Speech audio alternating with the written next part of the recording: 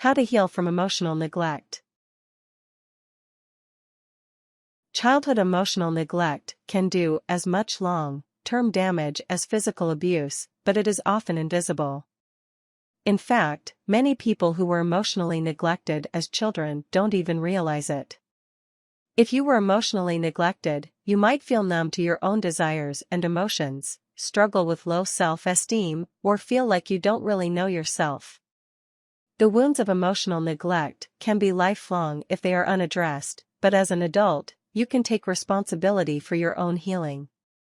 Put yourself on the road to recovery by educating yourself about the symptoms of emotional neglect, learning to meet your own emotional needs, and breaking the cycle of emotional neglect in your relationships. Part 1: Recognizing the signs. 1. Think back to your childhood.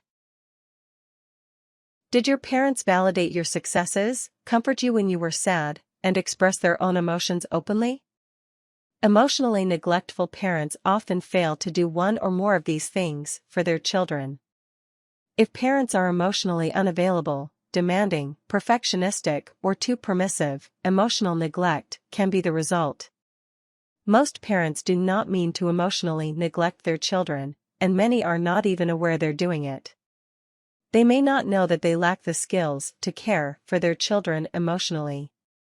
Many emotionally neglectful parents were neglected as children themselves and are recreating the type of relationship they had with their own parents.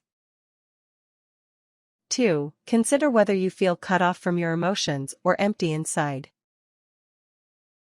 Feeling consistently numb or emotionless is one of the strongest indicators of childhood emotional neglect. When parents don't provide emotional support and care, children receive the message that their emotions are not important. They may feel ashamed of their emotional needs and suppress their feelings. This emotional suppression can persist into adulthood. In addition, emotionally neglected children often ignore their own personality and wishes in an attempt to please their parents. In adulthood, this can turn into a feeling of hollowness or a sense of being a stranger to oneself. 3. Take a look at your self-esteem. Adults who were emotionally neglected as children often suffer from low self-esteem or low confidence. As children, their parents' lack of emotional support gave them the message that they were not good enough to receive love and attention. In adulthood, this may result in insecurity, excessive approval seeking, and hypersensitivity to criticism. Consider how you are with others, for example. Do you often feel like you are breaking your neck to please those around you? Maybe it's your boss, your roommate, or teachers at school. This can be a sign of low self-esteem. 4. Think about your relationships.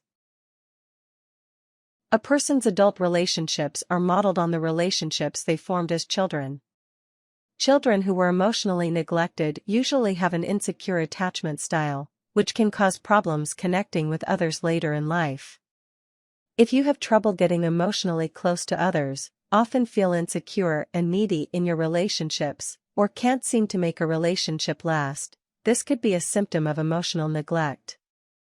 Do you start a relationship with someone but still feel like there is emotional distance between you no matter how much time passes?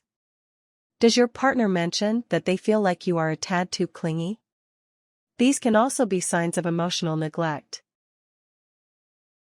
Part 2: Caring for your emotional needs.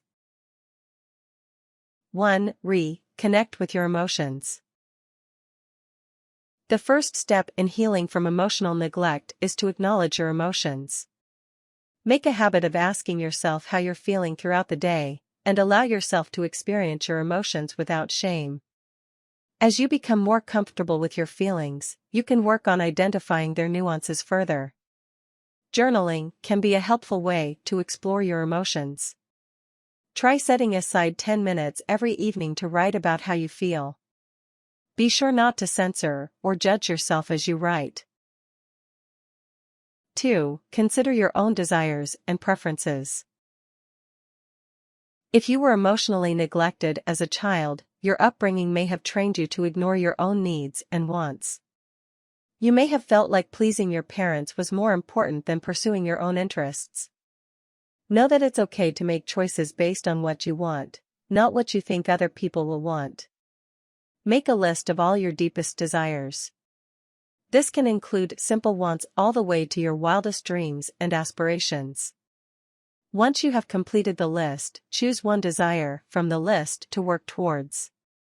Set a goal to obtain this desire, let's say to go to medical school.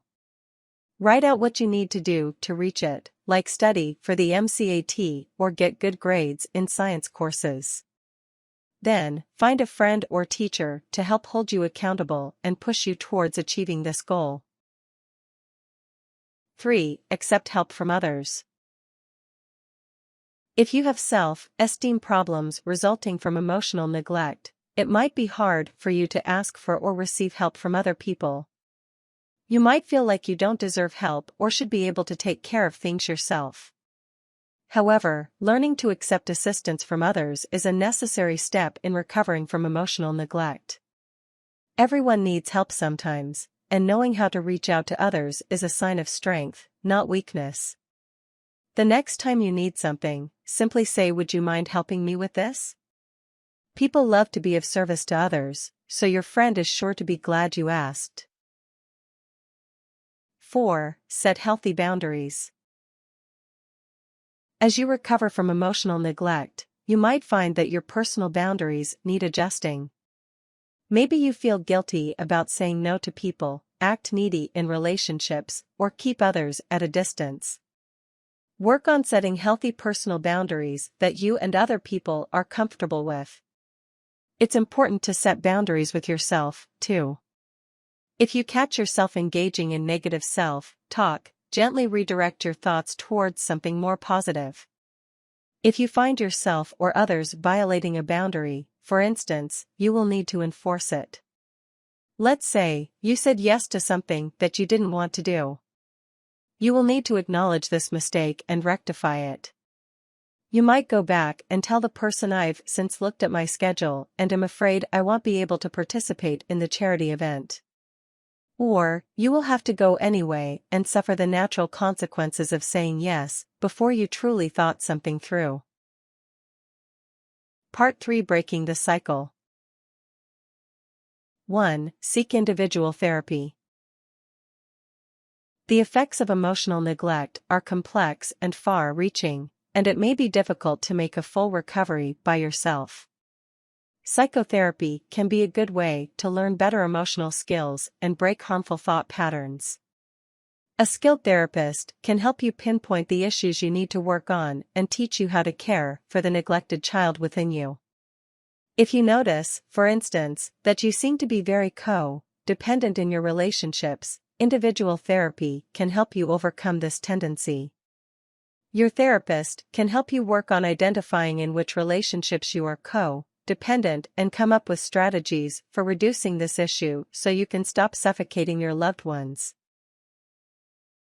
2. Consider couples therapy. Emotional neglect can have negative repercussions on all your relationships, especially close ones. If you have a partner, think about attending couples therapy together. Couples therapy can help you form healthier attachments, understand each other better, and relate to one another more compassionately. For example, if your husband regularly comments on you being emotionally distant, it could help to attend therapy together to address this issue. Doing so could help you both find greater connection and satisfaction in your marriage. 3. Work on your parenting skills. If you were emotionally neglected, you probably want to be more available for your own children than your parents were for you. However, it can be hard to know how to be emotionally open with your children if you never learned how from your parents. Break the cycle by seeking outside resources that teach you how to care for your children's emotional needs. Reading books, taking parenting classes, and talking with other parents are all good ways to learn new parenting skills.